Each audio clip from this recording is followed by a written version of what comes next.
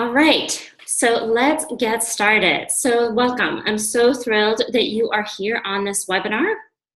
And I am so thrilled that you are joining from all over the world. I have registrations for this webinar from so many different places, from the US, from Australia, from Canada, from Brazil, from France. And so thank you so much for joining. I know a lot of people will be watching this on the recording because it's nighttime. My name is Irene Fehr, and I have dedicated my life's work to helping women and couples get the most pleasure out of their sex and intimacy and keep relationships together. I help them create freedom and nourishment in their relationship so that they feel free with each other. I'm a certified coactive coach from the Coaching Training Institute.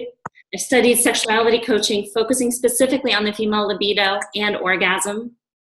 I've studied the Gottman couples therapy technique, and I'm also a somatic experiencing practitioner in training, focusing specifically on the body and pleasure, and helping people release trauma from their bodies that may be stored from relational trauma or from other trauma in their lives. I'm so glad you are here because I get to share the wealth of information that I know with you. So you are in the right place if you're wanting more for yourself, more pleasure, more enjoyment, more joy out of your sex life, and you may not know exactly how to get it. You might have joined because this area feels hard for you, that it may have felt painful in the past, and you want to understand what's happening with your body. And you may have joined because you might feel less than courageous to address this with your partner and you need some help. So whatever brought you here, thank you for being here, and you are so welcome. I am teaching this topic today because I very much used to be in your seat. I struggled with sexual desire and intimacy and libido in my marriage and after. And at that time, I had no one to turn to. I had no information, no source of information where I could hear frank stories from other people, other women like me who shared the same thing. I struggled with pleasure and with orgasm, and I silently suffered in bed while my husband enjoyed sex. And I used to wonder if I could experience deep sexual pleasure that I intuitively knew existed, but that I had no evidence of in my life. And I found a way to experience all of that, which is why I'm here today to share this with you. And I'll share a little bit more of my story shortly, but before we move forward, I want to cover a couple of logistics. We're going to cover a lot of ground on this call today, lots of information. So I want you to get comfortable, get a pen and a piece of paper. I want you to get a cup of tea or something that will help you enjoy this hour together. And maybe you are curling up with your sweetie watching this webinar. I want you to get comfortable and get ready to receive a lot of information and a lot of insights. I also want to let you know that all participant cameras are off, so this is a one-way webinar. You do not have to worry about privacy. I will speak for about an hour, and we'll turn it over for Q&A for the last half hour. We have a special guest with whom I will speak in the last 40 minutes or so. His name is Vernon, as you can see on the screen. And we're going to be talking about what men want when it comes to our pleasure as women and how they want to communicate for us to communicate with them. This is going to be a really important aspect of how to get our partners wildly excited about our pleasure. And this is hearing from men, hearing men actually share what it's like for them.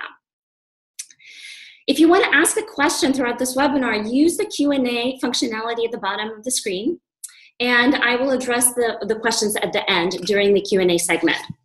And if you want to stay anonymous during that, just mark your comment as anonymous if you don't want me to see who is asking the question. You will receive a recording within 24 hours if technology decides to abide. And lastly, I have a request for you. I know that this is a sensitive topic, a topic that's going to inevitably bring feelings and emotions and reactions throughout this webinar. So my ask of you is to be mindful of what's happening for you, to notice how your body is responding, to notice what's happening for you, and to take care of yourself, to check in with yourself about what is it that you need. You might want to turn the webinar off, or you might need to do something like take a deep breath throughout the webinar to be able to stay in the edge of your comfort zone and not go over. And paying attention to your body is one of the key aspects of sexuality and having more pleasure in your life. So you will be practicing the very skill that I'm going to be teaching. And lastly, if you like what you hear on this webinar, if this message speaks to you, if my learning style speaks to you, and you want the results that I talk about, I invite you to stick around to the end of the hour when I will let you know how to go deeper in this work. So today's webinar is about teaching you the essential steps to increase your sexual pleasure and get your partner wildly excited about it. So I'm going to teach you 6 essential steps that you must learn to find more pleasure and to experience it with your partner with more freedom, more ease, and more excitement.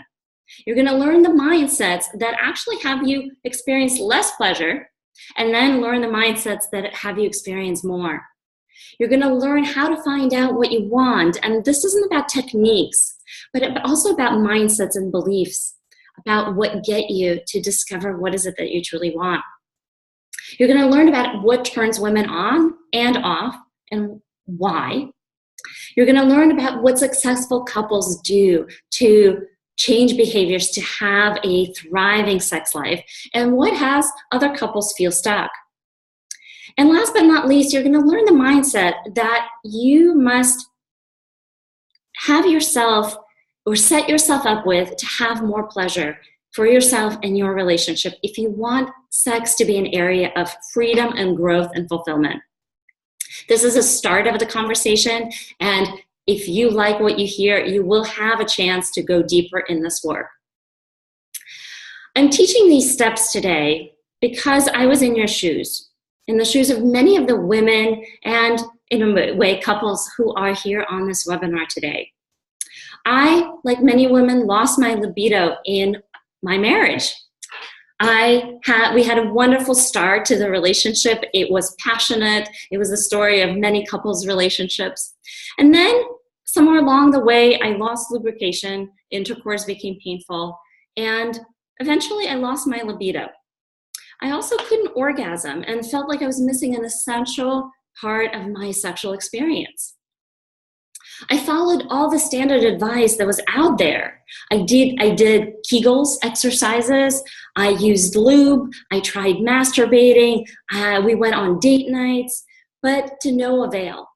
And I will talk more about this, but all of these things that are prescribed in the mainstream are actually counter-indicated, which means they cause more harm than good in situations like that. And inevitably, my conclusion was I was broken, because why else would I experience pain, no libido, and no orgasm in a marriage to a man that I loved? And I started believing that I just don't like sex, or that maybe I am not really that sexual as a woman, or I even researched what being asexual meant. And I was in this place where I loved my husband, but I didn't want to have sex with him. And of course, my conclusion was, what's wrong with me? And I got caught in this cycle of shame that I see happening with my clients as well. This cycle of feeling ashamed about feeling broken, pulling away from my husband, which of course created more distance and less intimacy, then feeling more shame and feeling responsible for it. And I couldn't break this cycle.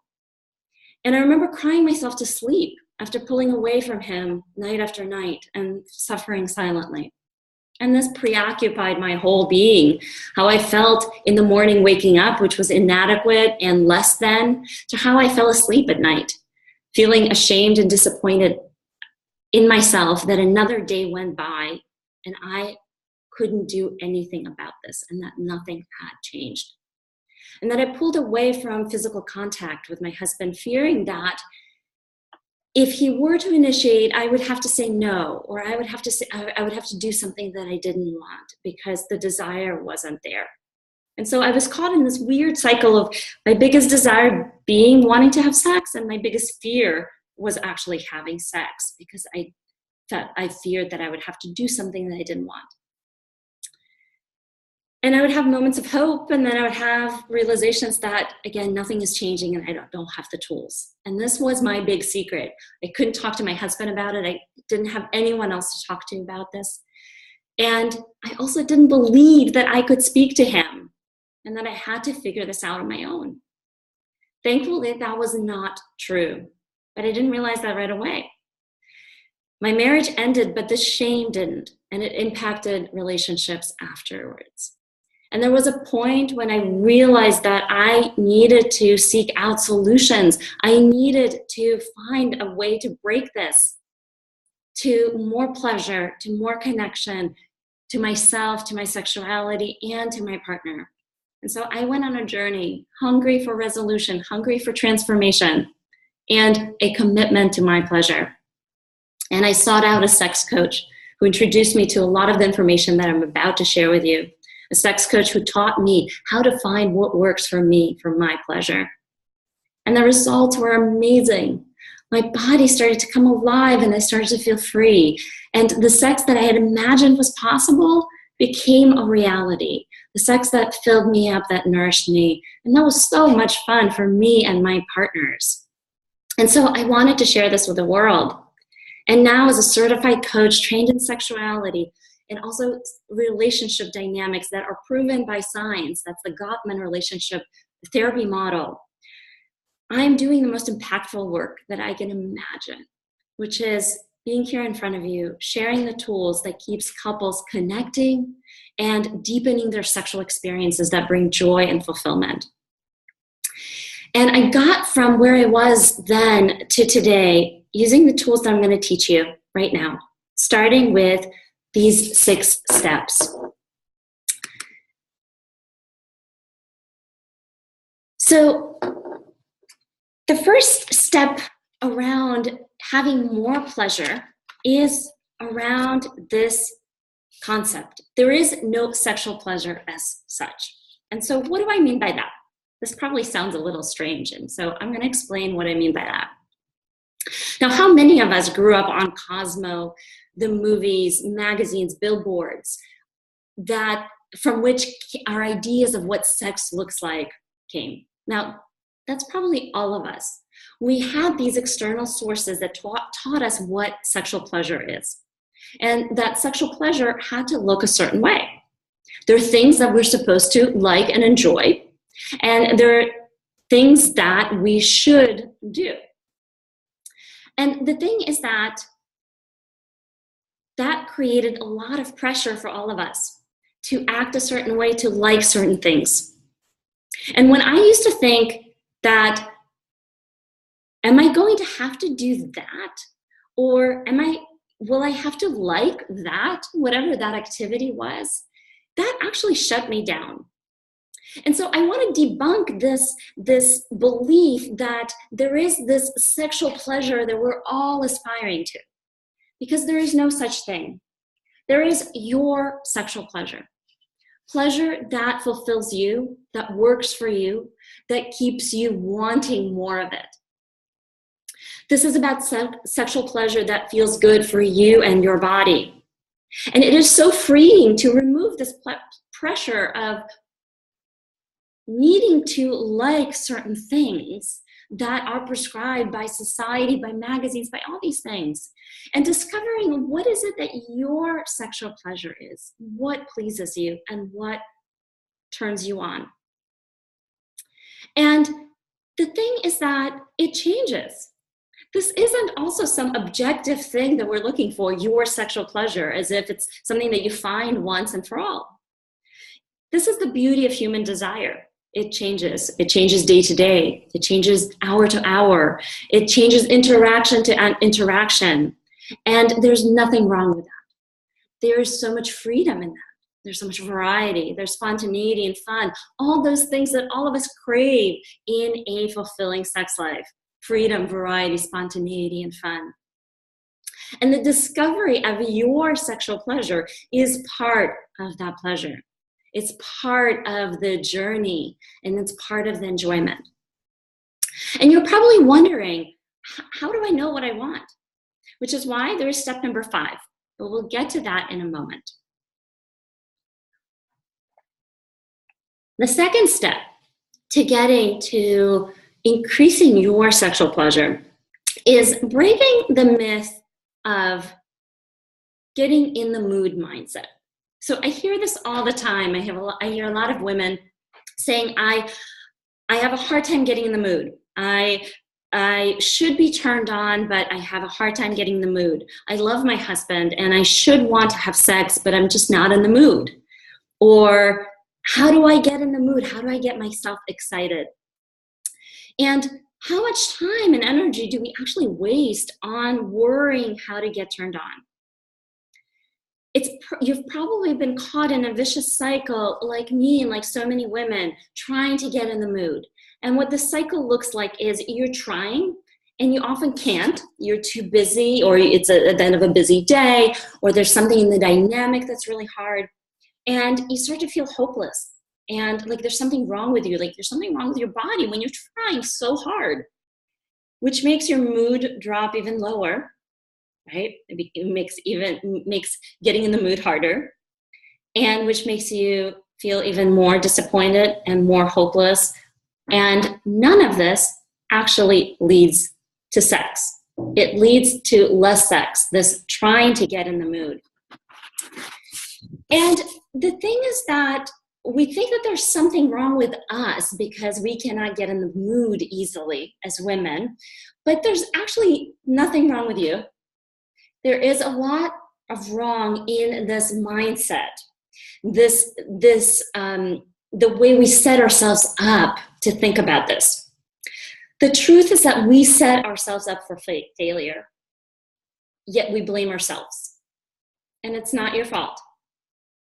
You have been set up, and I will explain what I mean by that.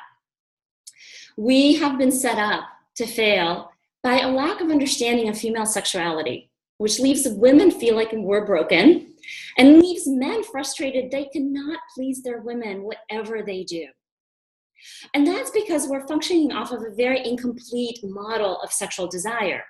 And researcher and writer Emily Nagoski, in her book Come As You Are, outlined this very, very elegant system of how men's and women's desire, sexual desire, works.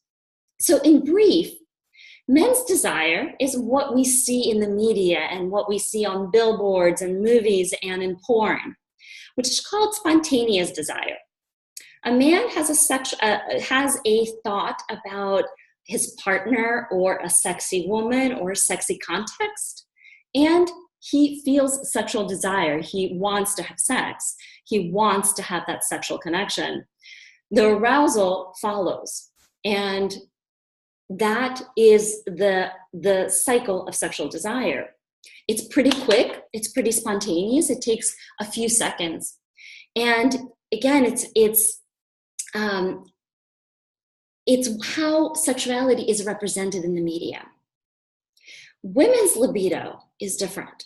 Women's libido is responsive. It's the opposite model. So in order for a woman to feel sexual desire, there's a whole thing that has to precede it, which is that sexy contexts and sexy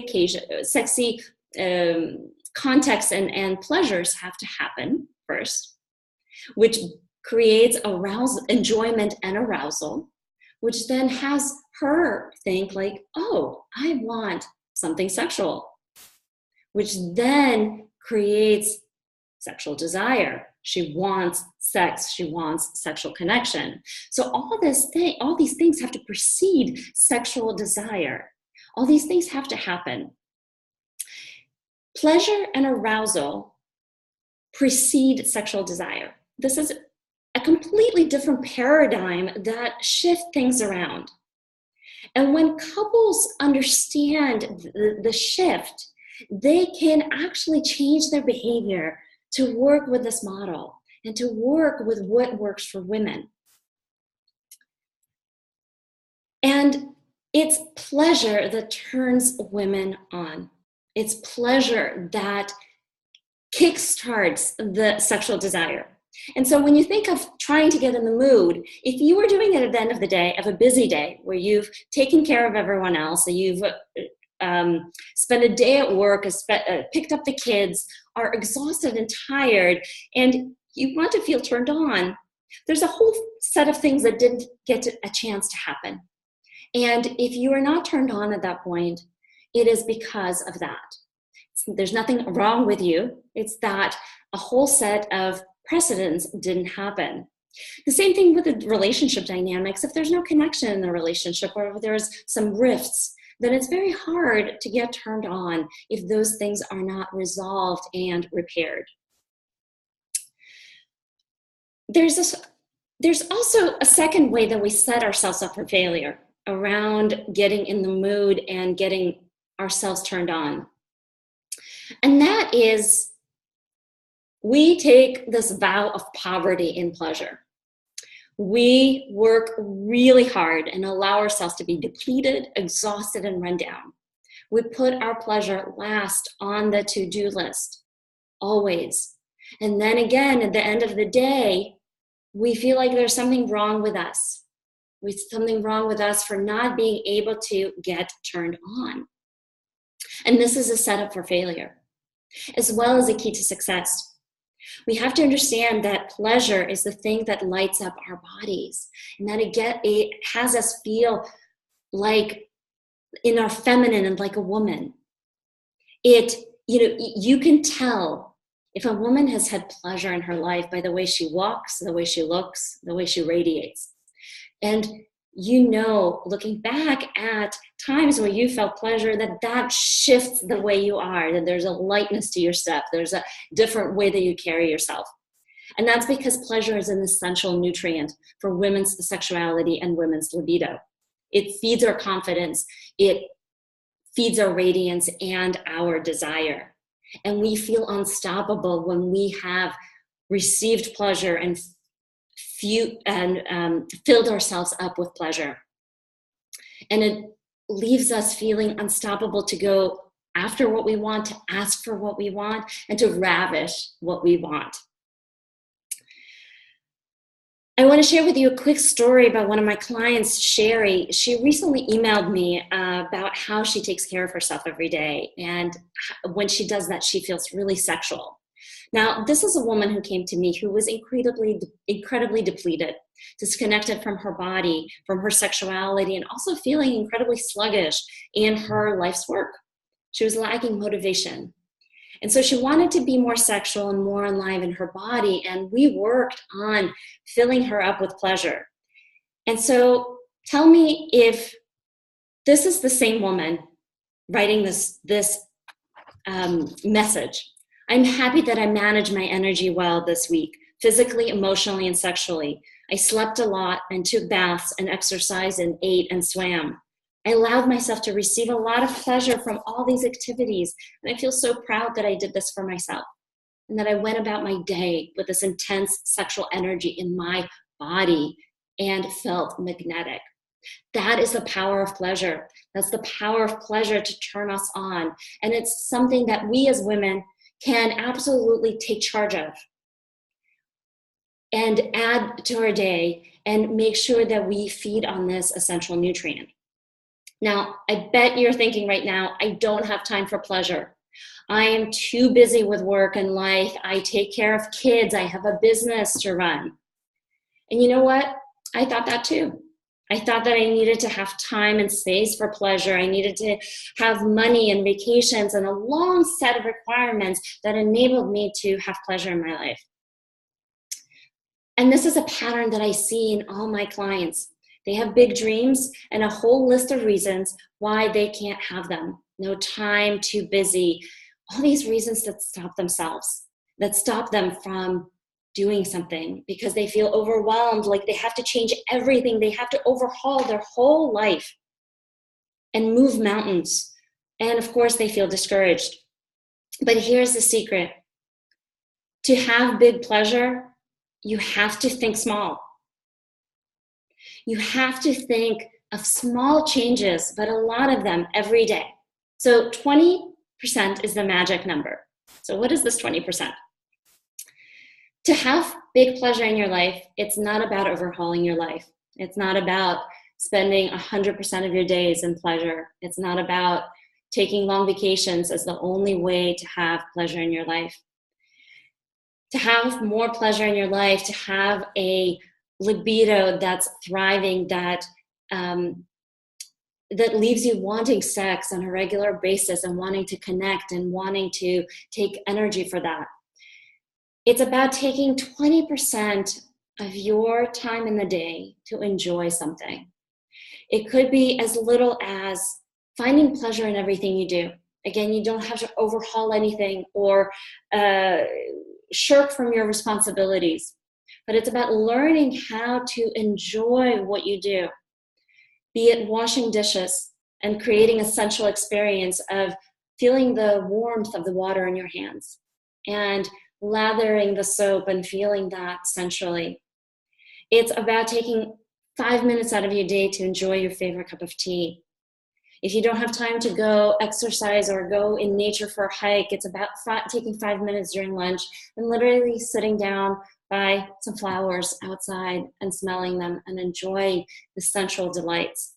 This is about filling up your sexy tank, and it does not require a fire hose. It requires small, tiny drops every day. And when you come from full, when you feel more at ease, you will feel like little things don't bother you. They don't trigger big responses, and you're more open and receptive. You start filling up your tank more and more. And this leads to more sex, more frequent sex. I want to share with you a couple of quotes from a couple that I work with. This is what happens when these little things add up, individually and between couples. This is how couples can also do small things together. I kissed my wife a lot more this week, especially in public and even around her family. We held hands and paid a lot of attention to each other. And then we had amazing sex this past week. I felt like she reached outside of her comfort zone and seductively asked me to come to bed. I was very turned on. And this was her response to that. I was really happy about our sex too. I felt like the days leading up to it were really good because I was feeling connected and already turned on. Definitely starting to understand this whole story of how if you want to have sex on Sunday or Saturday, you need to start turning her on 2 weeks beforehand. This is this concept of having these small things adding up to big pleasure, because a woman's turn on is like stoking a fire, twig by twig, and building it up. And so that creates more desire on a regular basis, more frequent sex, more, and a feeling of freedom. So this is what differentiates couples who have ongoing and satisfying sex lives. They do something every day. They stay connected sexually every day in order to stoke that fire. They practice the magic 20% rule, that every day they do something that builds their intimacy. It could be speaking their desires. It could be speaking their fears. It could be touching playfully, sexually, or not. It could be doing a sexual practice such as tantric eye gazing or orgasmic meditation. It's about paying attention to each other and connecting and keeping that going. This is about tiny actions that require no motivation.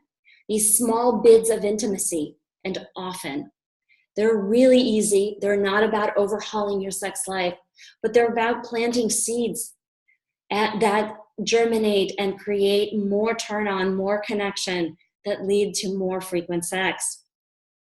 And again, this is what differentiates couples, successful couples who stay connected sexually and who continue their sex life.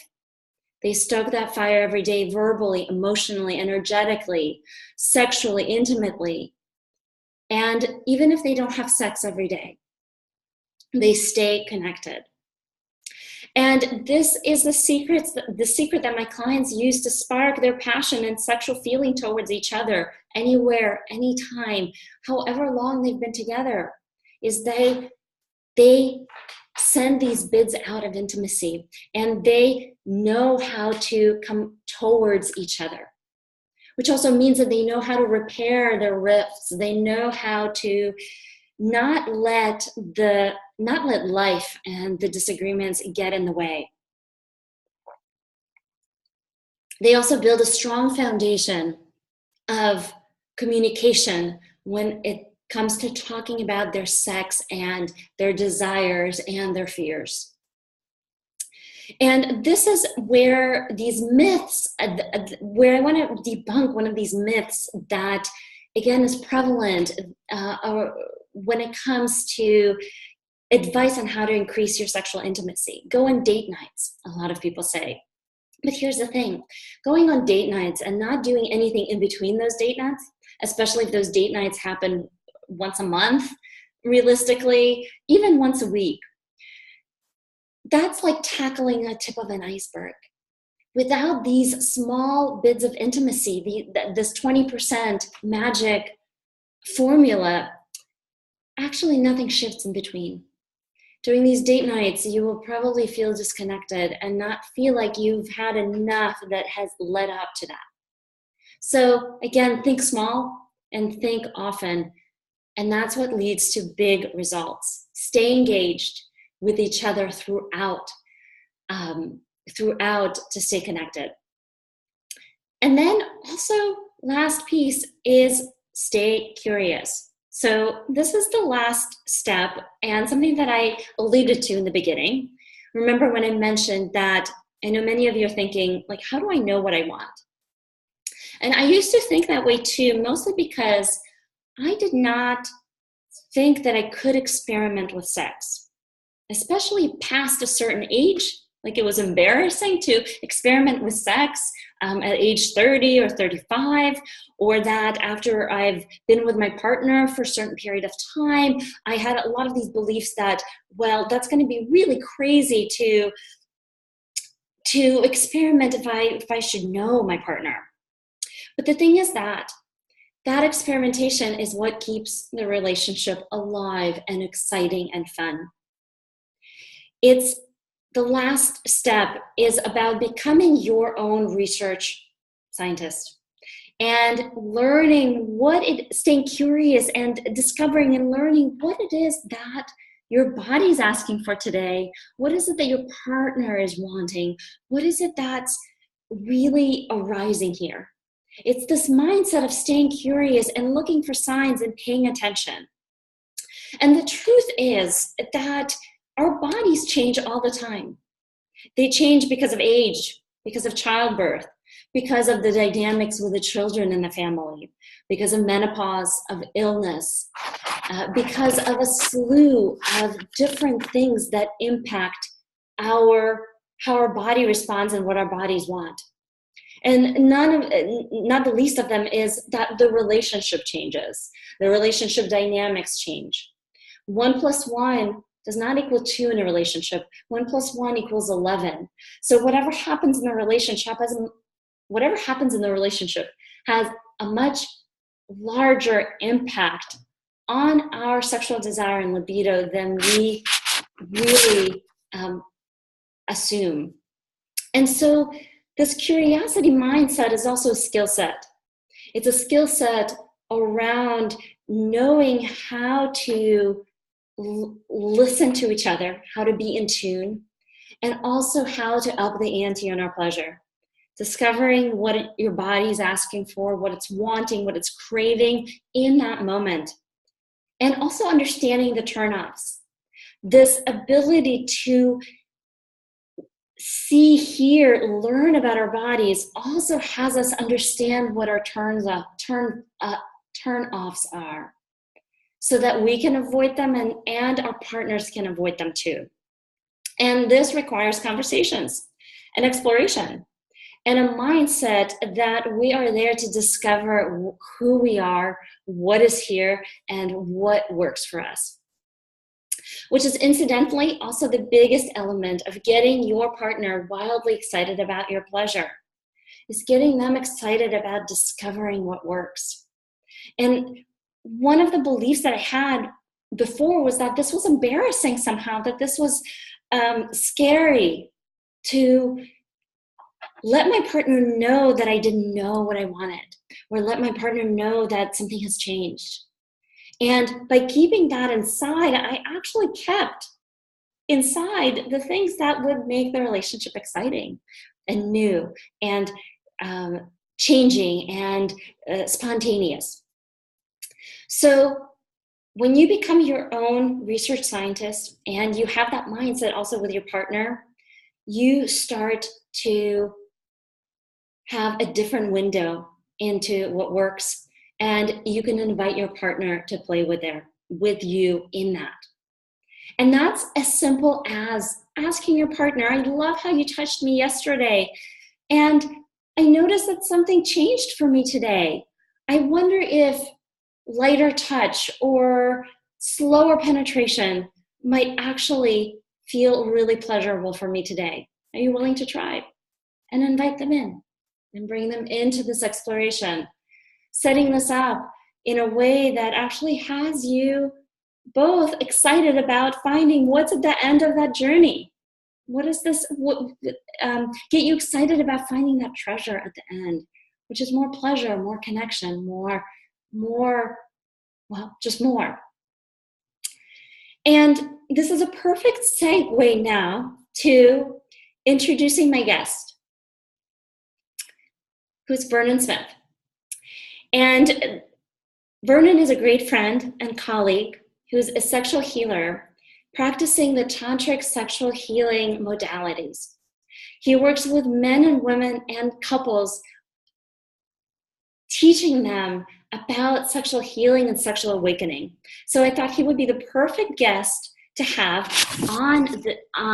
in our webinar to talk about how do we get our partners excited about our pleasure, and how do we communicate with men, or how do men want us women to communicate with them in a way that gets them also excited for our pleasure. So I'm going to invite Vernon to join us by turning your camera on.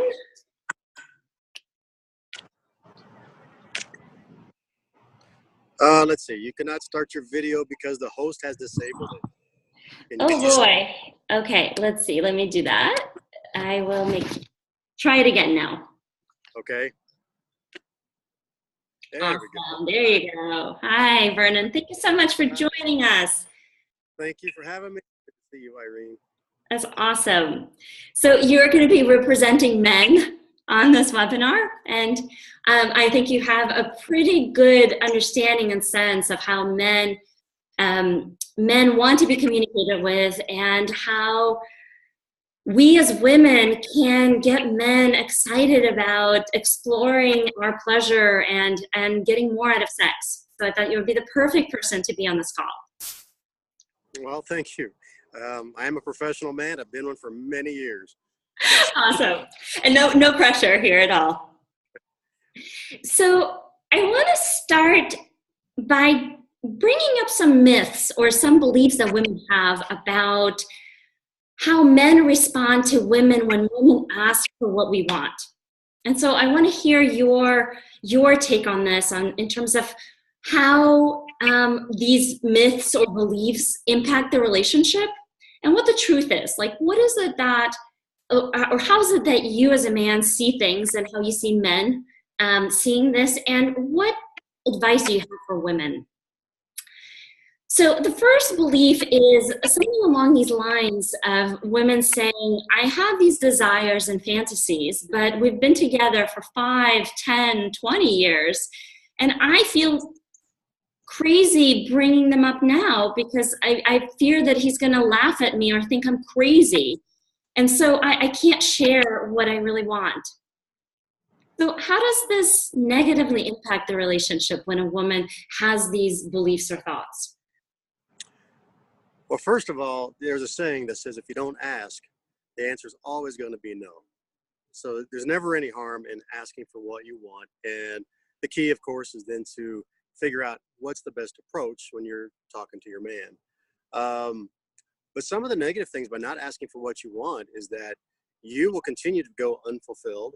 You will continue to live a drab sexual existence that you don't want to live.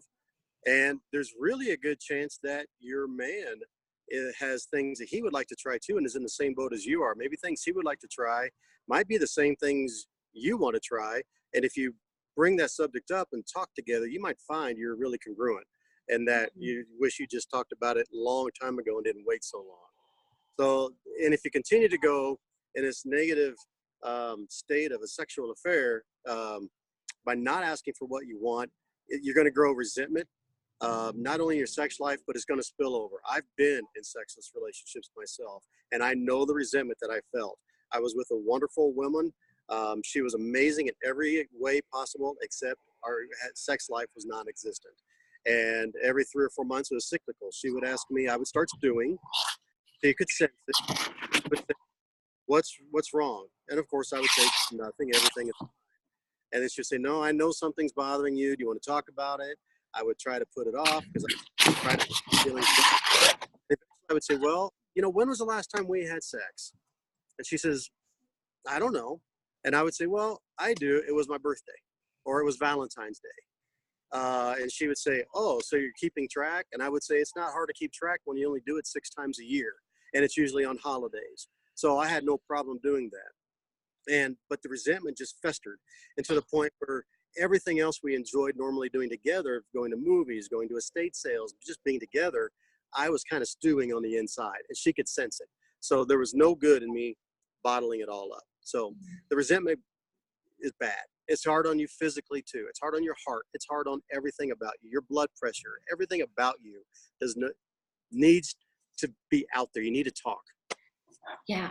So actually, speaking about talking, so here's another myth or belief that women have about asking or talking about this topic and asking for what they want is that they believe that they'll hurt their man's feelings if they share that they want something different, or that they will ask him for something different that he enjoys or he has been doing.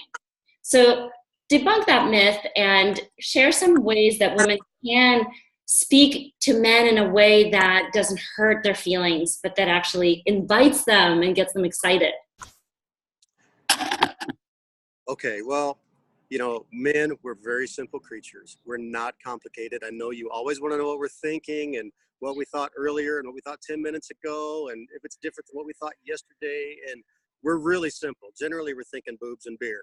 There's not a whole lot of variation going on in our minds. So we are simple, really. The key to talking to us, and you know your man better than anybody. You know how he generally likes to be approached. You know what kinds of things are sensitive to him. But really, if you keep in mind that we are, as much as I hate to say it, we're ego driven.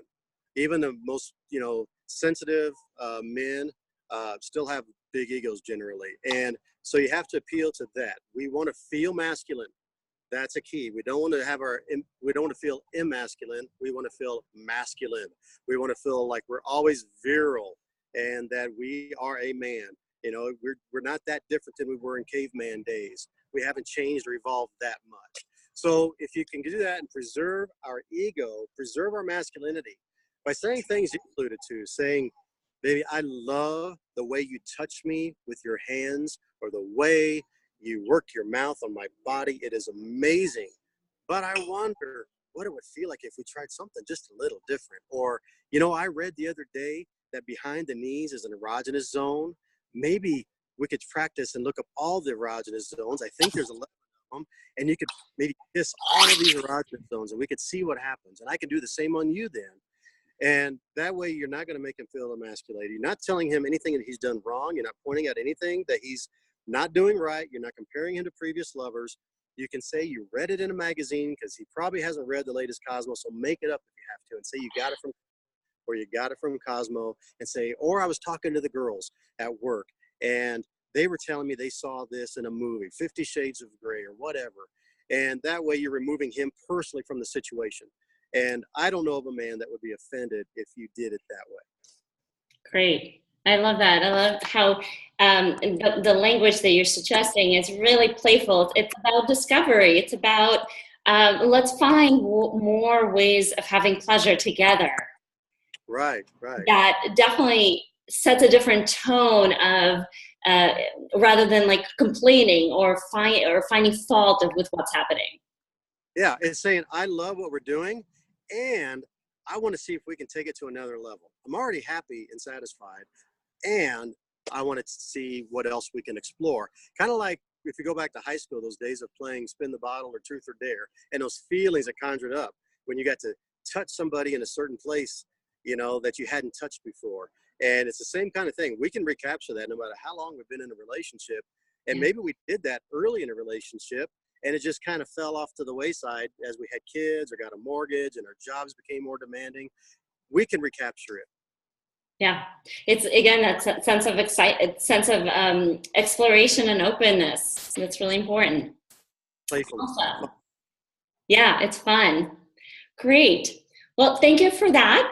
And I want you to stay on so that if we get Q&A throughout the webinar and throughout the Q&A session, that you can answer that. That'd be fine. That'd be great. I appreciate it, Irene. Awesome. Awesome. So to just recap what we've talked about so far on this webinar is we've talked a lot about the different ways to increase your pleasure, the different mindsets that, well, some of the mindsets that actually kill pleasure, and some of the mindsets that boost it and have you they give you the empowerment and the tools to take charge of your pleasure, out of your sexuality and your relationships. And if you like what you heard on this call, if you like some of the results, some of the teachings, some of the philosophies, then I invite you to book a couples consultation call with me and to explore how to do this for you in your relationship. And I offer a 30-minute free consultation call where we explore what would work and what you're looking for and what might work. But that's not it. The special offer is if you request a consultation and you qualify for that, because I only take people that I can help and couples that I can help with my approach. If you qualify, then you will get a 2-hour discovery and breakthrough session with me at 70% off. So this is a session that is $350 and you get it for $99. You have to book or request a consultation within the next 24 hours and book the free 30-minute call with me. And then you will get the 2-hour full discovery and breakthrough coaching session with me in the next 2 weeks. This is really an exciting offer. And I want to share with you what some of the people who've done this session experienced.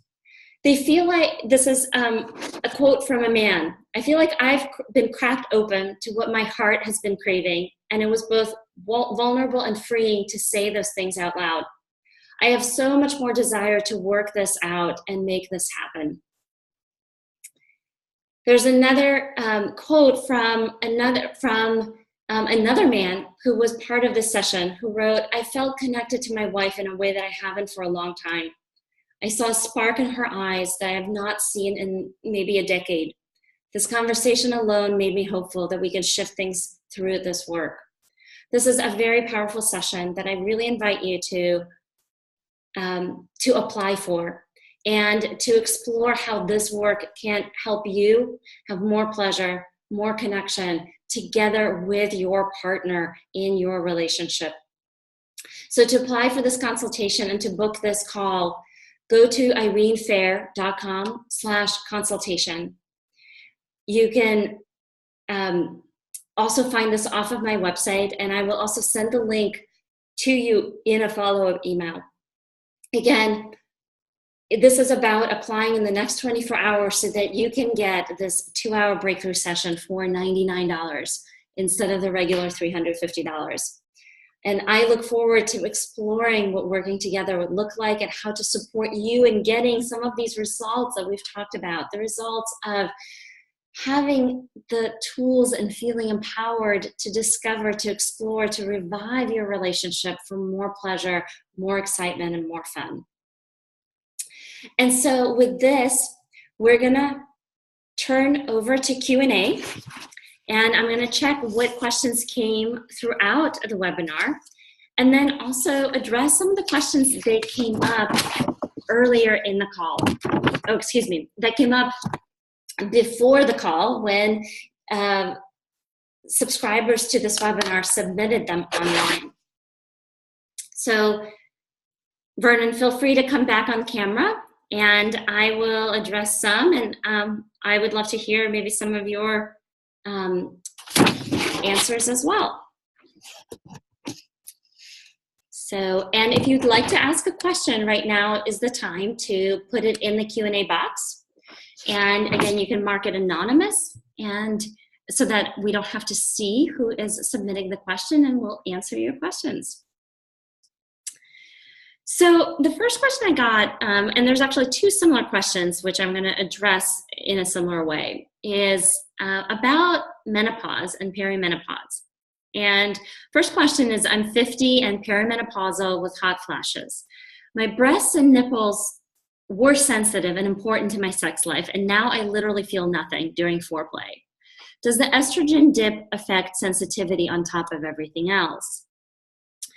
Another menopause question is, I've recently gone through early menopause and it hurts when my husband penetrates me. It has killed my already super low libido. What can we try?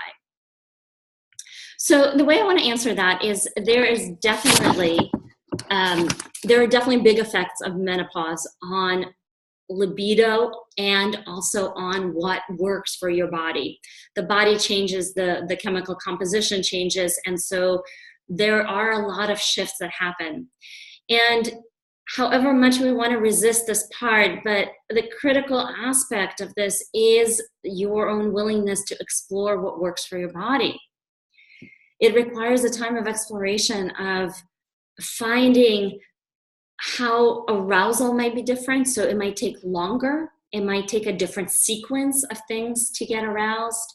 It might require more energetic arousal with your partner, so energetic play and a connection, or it might require a different kind of touch or more touch. It may be that for the person who submitted the question about nipples being sensitive, that they may be sensitive at a later time. They may take a different set of things to get your body to respond. And maybe the foreplay needs to be longer or just different, and the order might be different too. And the key here is to first have your own mindset, this research scientist mindset of exploring your body. And it's also enrolling your partner in this exploration. Hey, my body has changed and I'd love to find what works. Let's go on a journey. Let's look at different erogenous zones. And it's also about having these conversations about this, having conversations, bringing your partner into awareness around the changes in your body, and that things may be different. So conversations are really key, and so is exploration. Another question I got is, I'm in love with and very attracted to my boyfriend and do daydream about having sex with him. But then when I know it's happening, my brake pedal goes down and I can hear myself thinking about all the reasons we shouldn't have sex in that moment. How do I start tuning out some of the brake signals and start hearing more of my go signals? So this is a great question that applies really to a lot of people, a lot of women especially, who have a lot of breaks in our head from things that distract us to some of that inner talk. And what I want to point to here is that it may be that these breaks come up for a reason. It may be that you are going too fast and the brake pedal goes down because it's too much and too fast for your body, or maybe it's too soon for something that's happening. And instead of tuning out the brake signals, I invite you to pay attention to them. What's happening that has your body put the brakes on? What's happening that maybe is too much or too intense or too fast or just too early? And I talk a lot about this in readiness for penetration. And so for most women have penetration too early, and our bodies actually brace against penetration before our bodies are ready for it. And so what I invite you to do is start tracking, when does that brake pedal go on? What's happening in your body? What's happening in the dynamic? And start to pay attention to those things. And I am pretty confident you're going to get some information around that. And then also look at the times of when you are in full go mode. What's happening and what's actually working to have you feel like you are ready and open and free to have sex.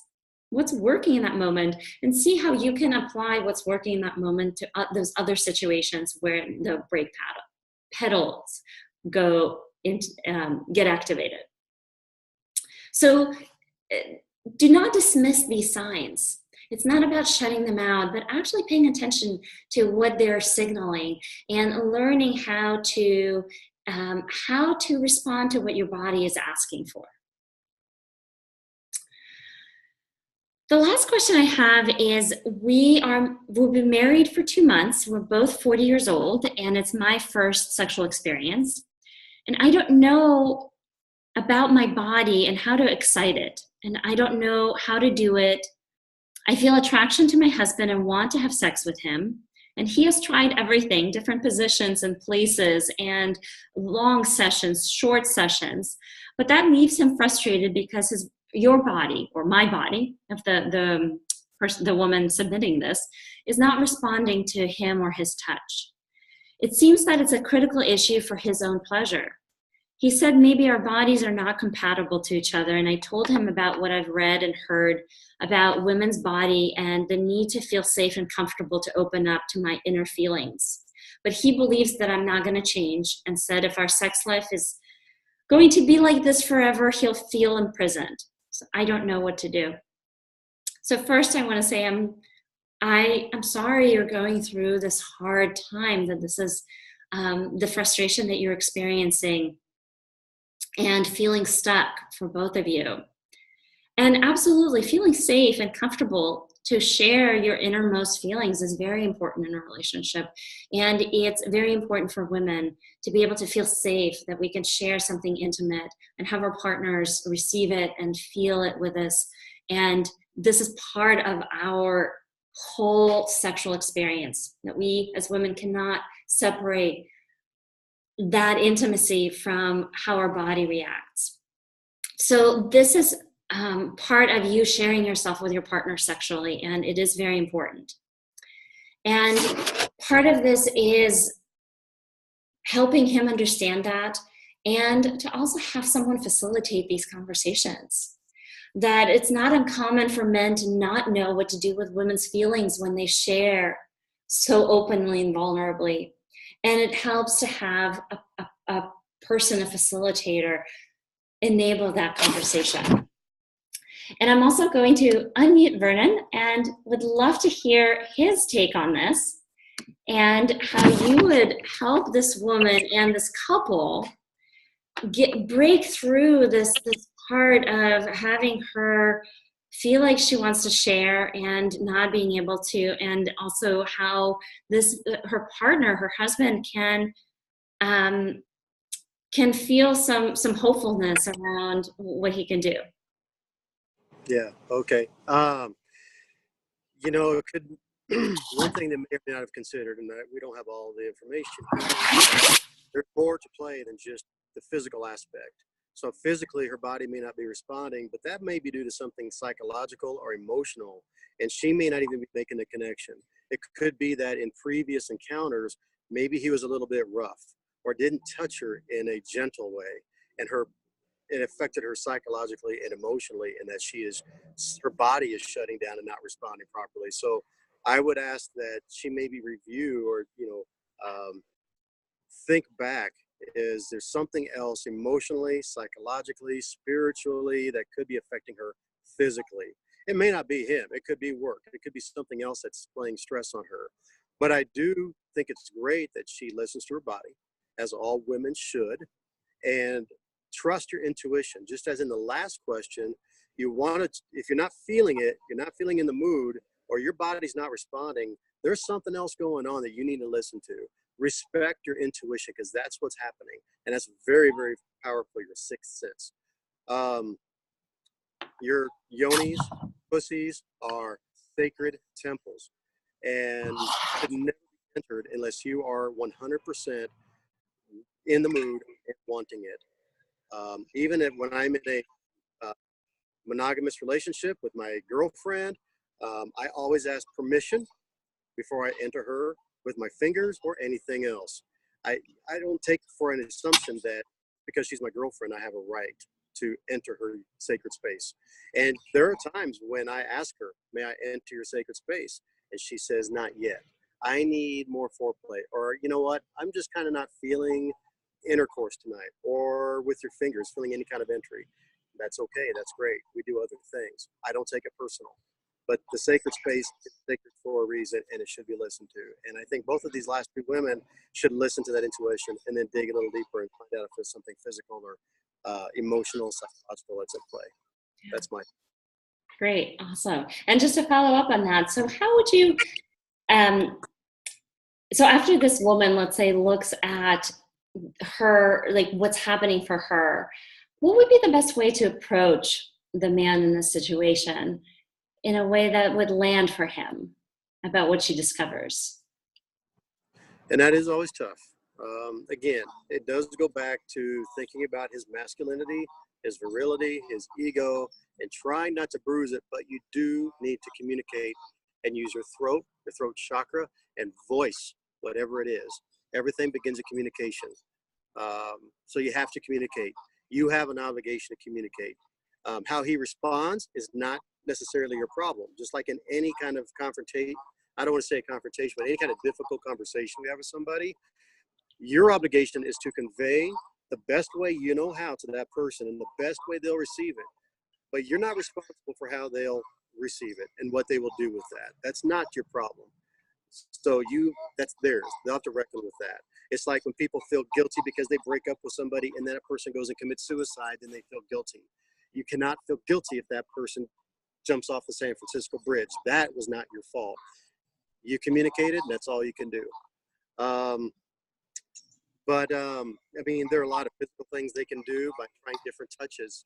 They can go to Walmart or Walgreens and buy a feather duster. They're amazing. Spend $7 on a regular household feather duster and tickle each other with a feather duster. Maybe it's a new, different type of touch. Maybe it's for the woman who's going through the menopause, perimenopause. And her breasts and nipples are not as sensitive. Maybe ice cube would be good, or maybe heat packs before to warm them up. Put the heat packs on or something like that, or ice. Just try different sensations, different textures, different feelings. Maybe what's always worked isn't going to always work again. You know, everybody changes. Women change from day to day, night to night. Who my lover was last night is may not be who my lover is tonight, and I need to adapt. Awesome. Great. Okay, we have one question from a live participant. So I recently ended an 8-year relationship that was always disappointing sexually and just began a new one. It's already been a much more pleasurable experience, but I find myself very nervous and now wondering if I'm a good lover. I notice myself getting very shy and quiet while we make love. After many years of sex without pleasure, I want to start this relationship with better communication. And I'm struggling with how to bring this up and not feel embarrassed. So I want to start with your vulnerability here and sharing how this is impacting you. And I would advise you to share that vulnerability with your partner in the same way. Wow, this is the kind of relationship I had before, and I noticed myself getting shy and quiet because I have these thoughts or questions, doubts if I am a good lover.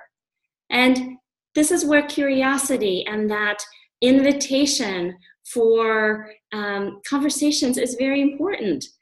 I would love to hear from you. What's been working about our sex life, and what are you wanting more of? And there is nothing to be embarrassed about in terms of having this kind of experience. And there's nothing to be embarrassed about having that curiosity of wanting to know what would make you a good lover and what would work. So being shy is okay, and admitting that you're shy and that this maybe is a little scary to have this kind of conversation with your partner is a great segue into this conversation. And what I would advise, which is what I advise all my clients, is to have this conversation outside of sex. To ask your partner, hey, let's go grab a cup of coffee or go for a walk, and I want to share with you some experiences that I've had or that I noticed about myself. Will you do that? And rather than doing this in bed while you're making love, because that is a situation usually fraught with charge that does not land for a good conversation. So that's how I would answer that. And again, I would really invite you to be really vulnerable the way you have been in this question with your partner, and to come from curiosity and see what happens. And Vernon, what do you think about this one? Well, I agree. It's great to admit your vulnerability. When we admit that we're feeling weak, or we admit that we're feeling vulnerable, that's a trait of humility. And usually people want to lean into us and help support us and lift us up when they see that we're being vulnerable and we admit it. So a good way to approach your partner is to admit it. Say, listen, there's something that's been on my mind and I'm feeling really kind of shy about this. I'm not even sure how to talk to you, and which is crazy for me because you're my best friend and I've always felt like I can talk to you about anything, but I'm really feeling really vulnerable. So I'm going to go ahead and share and just get it off my chest. And what I just ask of you is just to listen, and you don't even have to respond. I'm not even looking for a response, but just maybe not react, or just show as much support as you can for what I'm about to ask or what I'm about to say. That would be wonderful. And most people, I think most men would do that. Yeah, it's really how you frame this, how you set up the conversation from this vulnerability place and curiosity. Awesome. Well, that's the questions that we have so far. If you have a burning question, please submit it now. We'll stay on for just a few more moments, and we would love to answer your questions. And to get in touch with either of us, so I'm going to bring up the screen again and make sure you have my email address or my website and consultation link if you would like to book a call, which is irenefehr.com/consultation. And Vernon, I want you to also take a moment and share how people might get in touch with you if they'd like to reach out. Sure, thanks. You can contact me. I have a website, and it's called healingartsbyvernon.com. healingartsbyvernon.com. And I need to add probably a couple of things to it, but you can definitely contact me through there, see what kind of sessions and work that I do, and reach out if I can help you in any other way. There's a couple of other things that I was thinking about that I wanted to add, Irene, if I could, while people are thinking about questions. And that's number one. And when you talk to your man, one of the things about men is we don't like to feel backed into the corner, and that's really important too. So that's one of the ways personally that when I have not reacted the best, when I've been approached by my girlfriends or wives or significant others, was when they approached me and I felt accused, I felt backed in the corner, and then I lashed out, and then I felt embarrassed later. A good way to approach a man, especially if it's going to be a sensitive topic, is to, because you've had maybe days or weeks or months to vacillate on what you want to talk about. You've talked to your girlfriends about it. You've Googled the topic. You're prepared, but he's not. So when he comes home from work and he say, honey, I want to talk to you about XYZ, he's going to immediately feel left back in the corner if you don't give him time to process and respond appropriately. So you might want to say kind of what I just said earlier is I don't expect an answer right now. I don't want you to answer right now. I'm going to share some things with you. And then maybe the next day or two, you can think about it. You can talk to your buddies. You can do what you need to do. But then I'd like to have a conversation about this topic. And that way he doesn't feel cornered. He doesn't feel pressured or backed into the corner. And he can then come to you of an appropriate state of mind and not be reactive. So that's really important when talking to a man. Don't back us into the corner. The second thing I do want to say, and this is the last thing that I really want to leave the viewers with, is that your sexual life, your sexual pleasure is your right. You have a right to sexual pleasure. It's not to be sacrificed for anybody. It's deserved. And it's in fact so much so that it appears in two different places on Maslow's hierarchy of needs. On Maslow's basic hierarchy of needs, the basic level, sex, the physiological things we need in life are air, water, food, shelter, sex. It is right there. It is a need. On the third level, 2 levels up, is intimacy, the sense of belonging, being loved. So you owe it. You owe it to give it, and you owe it to yourself to receive it. Intimacy and sex. It's right there. I love that. I really love that, Vernon. And actually, as you were saying that, I actually thought that it shows up in 3 places. The last one is about self-actualization and growth, and sex is also very much a spiritual and it's about it's about connection, spiritual connection and growth and self-actualization. It's living your best life, and an active, healthy sex life is part of living your best life. Yeah, awesome. Thank you for capping this webinar with that. Thank you, Irene. And thank you so much for being on this call and for sharing your wisdom and your being a representative of all men. Really appreciate it. Thank you. And thank you all. Oh, we got a second question. Hold on. All right. So we've been married for over 15 years. I've always felt we weren't a good fit for each other. When we do wonder if you two may not be, when do you wonder if you two may not be a great match in bed and decide to either do something about it or not, divorce or not, or maybe open up the marriage to other partners? That's a great question. When you do that is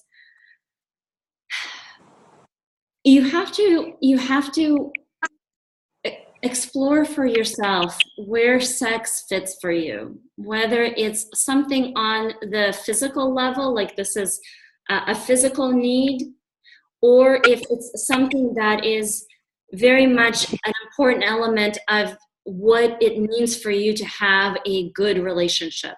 So for some people, to have a good romantic relationship, sex may not figure into that. And then for others, sex is absolutely an essential requirement for a romantic relationship. If it's not there, then it feels like you're just friends. And so you have to understand where you are along that spectrum and whether sexual connection and compatibility and sexual growth and sexual expansion is super important for you. And if that's important for you, then finding a partner who will fulfill that for you may be the right thing. And if it's something along physical elements, or it's something in the middle where having an amazing relationship with your partner and not having the sex piece in there and maybe having it with another person might lead you down the open relationship route and having sexual partners. But it's really about understanding where you are in that spectrum and what's important to you that will dictate your choices and point you towards the right direction. What would you say to that, Vernon? Yeah. So when I was in a sexless relationship, I was in that relationship for 6 years, and the first 2 years were wonderful, and that's when the sex petered out. Again, she was a wonderful woman, and I loved her in every other regard. She was wonderful. But the pivoting point for me was when I read the book, The 5 Love Languages. Mm. And she and I both did. We did it together because she shouldn't explain where her libido went. But we read The 5 Love Languages, and at the end of the book, you can take a quiz. I think it's online now. And there's a lot of questions you answer. And then for those of you who haven't read it, there are 5 love languages, which is touch, acts of service, words of affirmation, quality time, and gifts. 5 different things. And it will rank. Now, all 5 of those are present in all of us, but it will rank the percentage. Like if you think about a pie chart, it'll divvy it up into how much is touch important to you, or gifts, or acts of service. So I won't tell everybody about the book. You can go out and get it, but leave it to say, I read the book. My number 1 by far was touch. Now, touch doesn't necessarily mean sex. It does, but it also means affection, hand holding, cuddling, spooning, everything that is touch, back rubs. That is my number 1 by far. When she took the test, that was her number 4, and it was a very distant 4. So when we read that, we saw we're actually just incompatible. If somebody is high in touch, and maybe you were high in touch, but your partner is not, it's not on their radar, you are not going to be compatible. That's just who you are. And no matter what you do, you're probably not going to change it, because that's just who we are. And so there might be time to, and I don't want to say get divorced because that's the last result, but that is something to realistically explore. And the other thing I always tell my clients before they do divorce or before they go there, the other book that I find helpful is The Ethical Slut. And in this situation, The Ethical Slut is about exploring options of non-monogamy. Still, you can have a primary partner or be in a marriage, but explore different things from opening your relationship and seeing other people to just doing lifestyle parties where you just go out and have fun, or different versions of ethical non-monogamy, opening your relationship up. And there's a lot of different things you can do that's not necessarily cheating, but it might work for you and your partner. It's a great book. It's a bestseller. Every bookstore carries The Ethical Slut. Read that one too. Yeah. Yeah, so books are a great suggestion, and having conversations with your partner about this, and also understanding where they're coming from, what their love languages are, what their needs are, and how they feel about, what their values are, what they find important, and what constitutes a good marriage for them. And then basing your decision on those conversations, and weighing all of these different options. And and that is definitely a very difficult conversation to have, and a difficult situation to be in. But there are resources for that. Good question. Yeah, great question. All right, so any burning questions? And of course, you can also email your questions as a follow-up to the email that I'm going to send out with the recording, and I'll be happy to answer them. And thank you so much thank you, Vernon, for being on this. Thank you, everyone, for watching this webinar, for spending this hour and a half with us. And we will definitely be in touch, and I hope I will see some of you on in the consultation calls, so I can support you further. All right, thank you, and good night, everyone. Good night.